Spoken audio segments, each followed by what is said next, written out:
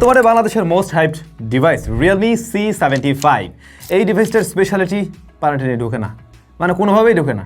এমন একটা বিষয় আমরা দেখলাম। বাট শুধু কি তাই দেখেই আপনি কিনবেন? ওটা তো আসলে একটা ফোনের সব কিছু বিচার গুণ করা যায় না ওটা দেখে, তাই না? এটার পারফরমেন্সের কী অবস্থা, ক্যামেরার কী অবস্থা, ব্যাটারির কী অবস্থা, ডিসপ্লের কী অবস্থা, দাম ঠিক আছে কি না, এগুলো দেখতে হবে। তো এই জন্য কী করতে হবে, স্যামসংয়ের ভিডিও পুরোটা দেখতে হবে, তারপর আপনি আপনার ডিসিশন মেক করেন। খালি ওইগুলো দেখে লাভ দিয়ে পড়েন না আর কেনার জন্য পাগল হয়ে যায়েন না। রিয়েলমি C75 বাংলাদেশ মার্কেটে লঞ্চ করা হয়েছে দুইটা ভেরিয়েন্টে, 8/256, 8/128GB। এই ভেরিয়েন্টের দাম হলো গিয়ে 19,999 টাকা, পরবর্তী ভেরিয়েন্ট 22,999 টাকা, 20,000 আর 23,000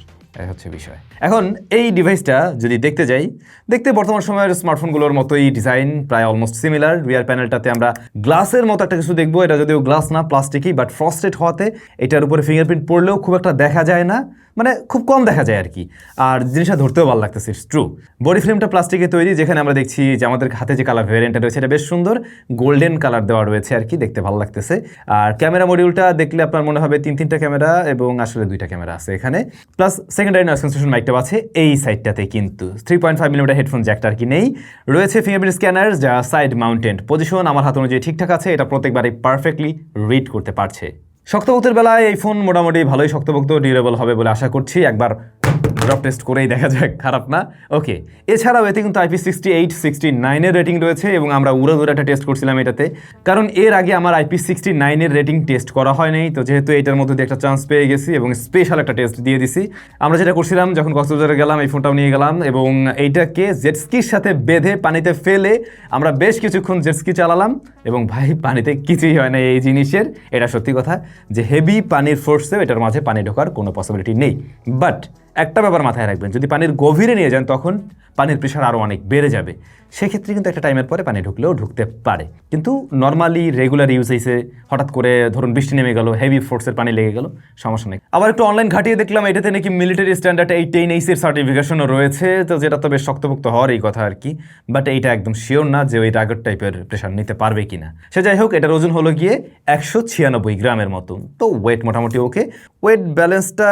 একদম পারফেক্ট হয় নাই, সামনের দিকটাতে একটু যে বেশি ভারী, এই দিকটাতে, দ্যাটস ইট। আচ্ছা, ফোনের ডিসপ্লে সাইজ হলো 6.72 ইঞ্চ IPS LCD প্যানেল, যেখানে 90 হার্জ হাই রিফ্রেশ রেট রয়েছে এবং 690 নিটস ব্রাইটনেস রয়েছে এখানে। তো এই প্রাইস পয়েন্টে এসে অফিসিয়াল হলেও আমরা আশা করি অ্যামোলেড জাতীয় কিছু, অথবা এটার সাথে যদি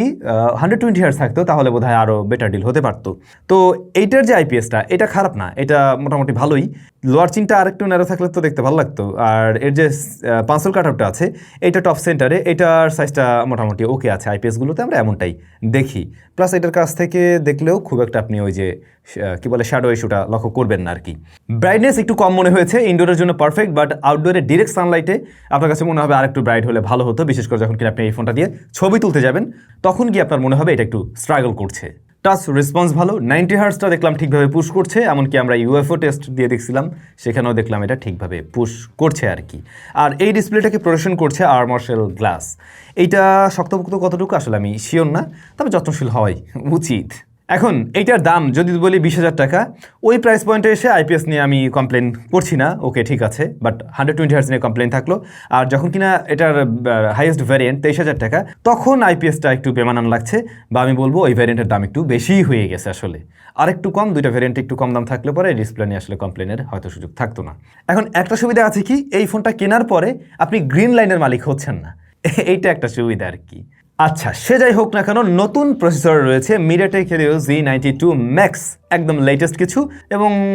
হ্যাঁ এটা আমার হাতে প্রথম স্মার্টফোন এই প্রসেসর যুক্ত। রান করছে Realme UI 5.0 based on Android 14, আর এটাতে কিন্তু র্যাম আছে ওই যে বললাম 8GB, এবং স্টোরেজ ভ্যারিয়েন্ট হিসাবে 256 এবং 128। এমনিতে রিয়েলমির UI কিন্তু বেশ ডিসেন্ট একটা জায়গায় থাকে বলতে পারেন অ্যান্ড্রয়েডের মধ্যে, এবং কোনো ঝই ঝামেলা নেই, বাঘ ভাল্লুক হাতি ঘোড়ার দেখাও খুবই কম পাওয়া যায়। বাট বেশ কিছু মাগনা ব্লোটওয়্যার পাওয়া যায়, যা এই ডিভাইসেও আছে। More app, must play, hot apps, hot games, কি নাম ভাই রে ভাই, আরও অনেক কিছু আছে এখানে, যেগুলো আপনার প্রয়োজন হবে না ভাই, জাস্ট আনইনস্টল করে ফেলবেন। সেক্ষেত্রে এর UI থেকে একটা ক্লিন ভাইবও আসবে, এমনকি ফোনের উপরে প্রেশারটা কম দিবে, এবং সেটাই করা উচিত হবে। মিডিয়াটেক হেলিও Z99 আর মিডিয়াটেক হেলিও Z92 এর মাঝে একটা বিস্তর তফাৎ আছে কিন্তু যদি বলেন কে এগিয়ে আছে অবশ্যই Z99 এগিয়ে আছে আর এটাকে আপনি বলতে পারেন ওই যে প্রিভিয়াস জেনারেশন যেগুলো ছিল লাইক Z88 বা এর পরের যে ভার্সনগুলো তার থেকে এটা কিঞ্চিত এগিয়ে আছে লেটেস্ট SoC বাট এটা আবার 12nm এর যে জায়গায় আবার কিঞ্চিত পিছিয়ে আছে একটু বেশি ব্যাটারি কনজিউম করবে আর কি তবে রেগুলার টাস্কিংয়ে রিয়েলমি ইউ এর সাথে Z99 যুক্ত যদি রিয়েলমির অন্য ডিভাইসের সাথে আমি কম্পেয়ার করি তাহলে কিন্তু এই ডিভাইসটার পারফরমেন্স আলাদা করা মুশকিল হয়ে যায় মানে ডে টু ডে টাস্কের ক্ষেত্রে যেমন অ্যাপ থেকে অ্যাপে সুইচ করছেন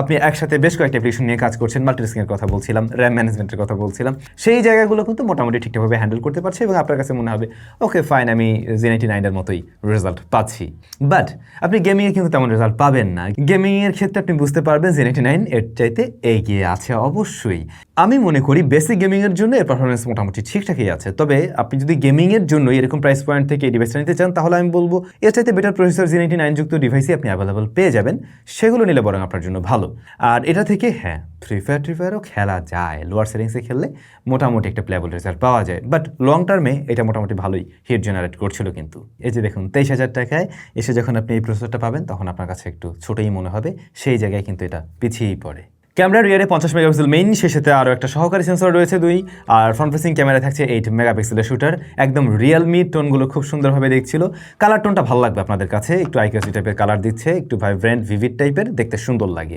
প্রপার লাইটিং কন্ডিশনের ছবিতে শার্পনেস ডিটেল অন পয়েন্টেই আছে বলা যায় তবে ডাইনামিক রেঞ্জে আরেকটু ওয়াইডার হওয়া উচিত ছিল আরেকটু বেটার রেজাল্ট আশা করছিলাম আমি এমনকি হেভি এক্সপোজার জায়গাগুলোতে ক্যালকুলেশন করতে গিয়ে এটা একটু হিমশিম খেয়ে যায় সেটা হয়তো আপনি কয়েকটা ছবি দেখলেই টের পাবেন বাট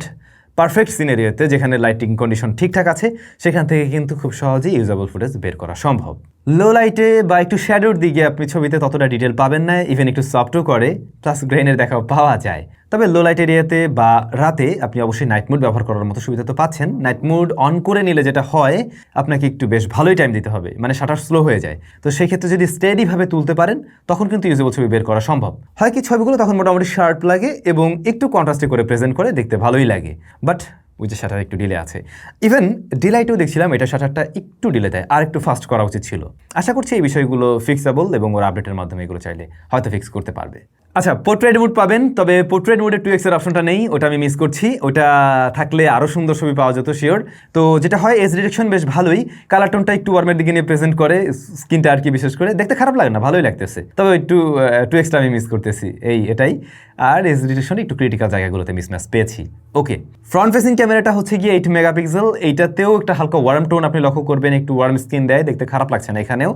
এইটার ডাইনামিক রেঞ্জ হ্যান্ডেলটা ওই রিয়ার ক্যামেরার মতোই মনে হয়েছে এবং আউটডোরে আমরা শার্পনেস ডিটেল ভালো পেলেও ইনডোরের দিকে ততটা ছিল না কিন্তু এই ক্ষেত্রেও এমনকি একটু লো লাইটের গ্রেনও নিয়ে নিচ্ছিল এর ফ্রন্ট ফেসিং ক্যামেরা কিছুটা সফট করেও প্রেজেন্ট করে অ্যাজ ইউজুয়াল অন্য এই বাজেট ফ্রেন্ডলি স্মার্টফোনগুলোর মতোই ভিডিও রেকর্ড করা যায় সর্বোচ্চ 1080p 30 fps-এ এই ভিডিওতে আসলে ইমপ্রুভমেন্টের জায়গা ছিল আমার মনে হয় বেশ ভালোই 23,000 দিয়ে যদি কেনেন তাহলে আপনার কাছে মনে হবে ভিডিওর জন্য এই জিনিসটা আসলে হলো না আরও বেটার কিছু দেওয়া দরকার ছিল রিয়েলমির এখানে ডুয়াল স্পিকার আছে সাউন্ড কোয়ালিটি সত্যিই বেশ ভালো বেশ লাউড অ্যান্ড ক্লিয়ার এটার সাউন্ড যদিও একটু বেশি এটা স্বাভাবিক একটা ব্যাপার হয়ে গেছে কম বাজেটের ফোনের জন্য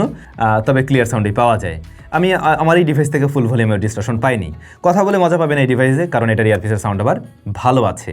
নেটওয়ার্ক রিসিপশনে কোনো সমস্যা নেই বোথ কানেকশনে সে জায়গাও ঠিকঠাক পেয়েছি তবে যে জায়গায় আপনাকে আরও বেশি সারপ্রাইজ করবে এই পাতলা ফোনটার মাঝেই কিন্তু 6000 mAh এর ব্যাটারি রয়েছে এবং 45 ওয়াটের চার্জিং সিস্টেম রয়েছে এর বক্সেই এই কম্বোটা কিন্তু স্ট্যান্ডার্ড যখন কিনা আপনি 20K প্রাইস পয়েন্টে কিনছেন এই ডিভাইসটা স্ট্যান্ডার্ডের চাইতে একটু উপরে দেয় ব্যাটারিটা আমাদের এই যে হেভি ইউজেস বা টেস্টিং পিরিয়ডে আমরা দেখছিলাম এটা 8.5 ঘন্টার মতো এসএসডি দিচ্ছে যেটা মোটেই কম না একদিন প্লাস টাইম এই ডিভাইস আপনি অনায়াসে ব্যবহার করতে পারবেন আমি যতটুকু জানি এই ডিভাইসটা গোল্ড অ্যান্ড ব্ল্যাক কালার ভ্যারিয়েন্টে পাওয়া যায় আমাদের হাতেরটা অবশ্যই গোল্ড এটার বোধহয় ব্ল্যাক কালার ভ্যারিয়েন্টের একটা পাওয়া যায় তো ওটাও চাইলে দেখতে পারেন তো আমি শুরুতে যেটা বলছিলাম একটা ফোন আপনি জাস্ট পানি ঢোকে না এটা দেখে আপনি কিনে ফেলবেন না আরও বেশ কিছু বিষয় আছে যেমন দেখুন এই যে এরকম প্রাইস পয়েন্টে এসে আপনি যদি একটা গেমিংয়ের জন্য ডিভাইস চয়েস করতে চান তাহলে এটা আপনাকে মোটেই আমি রিকমেন্ড করছি না বা সাজেশন দিচ্ছি না নেওয়ার জন্য আবার আপনার যদি অ্যামোলেড ডিসপ্লে যুক্ত ফোনেই দরকার হয় যেটার ডিসপ্লের কালার রিপ্রেজেন্টেশন আরও বেশি ভালো লাগে তাহলেও কিন্তু এই ডিল আপনার জন্য না বাট এই ডিল তাহলে কাদের জন্য যারা রাফ অ্যান্ড টাফ ইউজার, যাদের পানি টেনে ঢোকার একটা পসিবিলিটি থাকতে পারে, একটা ভয় আছে, দীর্ঘদিন একটা ডিভাইস একটু মানে ওইভাবে ব্যবহার করতে চাচ্ছেন, হ্যাঁ তারা চয়েস করতে পারেন। যারা একটা ডিসেন্ট পারফরমেন্স চান, না আমি হেভি গেমিং করবো না, বাট আমার ইউআই থেকে একটা স্মুথ রেজাল্ট চাচ্ছি, তাতেই আমি সন্তুষ্ট আছি, রেগুলার পারফরমেন্স ভালো হলে চলবে এবং র্যাম ম্যানেজমেন্ট একটু ভালো হওয়া চাই, তাদের জন্য ঠিক আছে। মেইন ক্যামেরাটা প্রপার লাইটিং কন্ডিশনে, ঠিকঠাক লাইটিং কন্ডিশনে এটা ভালো ছবি দিলে আমি খুশি, তারা এটা দেখতে পারেন। এখন আশা করছি আপনারা ক্লিয়ার এই ফোন কাদের জন্য, কাদের জন্য না। আর যারা আমাদের ওই টেস্টিংয়ের ভিডিওটা দেখেন নেই, ওটা মাস্ট দেখবেন ভাই, ওটা একটা উড়াধুরা ভিডিও ছিল, হেভি এনজয় করছি এবং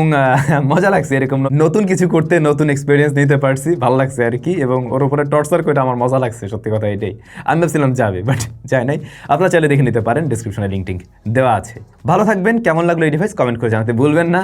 আর স্যামসংয়ে কোন কোন ভিডিও আপনারা চান, কোনো সাজেশন যদি থাকে সেগুলো ভাই কেন দেন না, কোনো কিছু ভালো না লাগলেও তো সেটা বলবেন যে স্যাম ভাই এটা করেন, ওইটা করলে ভালো হবে, আমাদের জন্য এটা সুবিধা, এখন এটা দরকার। এগুলো না বললে ভাই, ফিডব্যাক না থাকলে আমরা কেমনে আমাদেরকে আরও ইমপ্রুভ করবো, রাইট? বুঝতে হবে ব্যাপারটা। ভালো থাকুন, বাই বাই।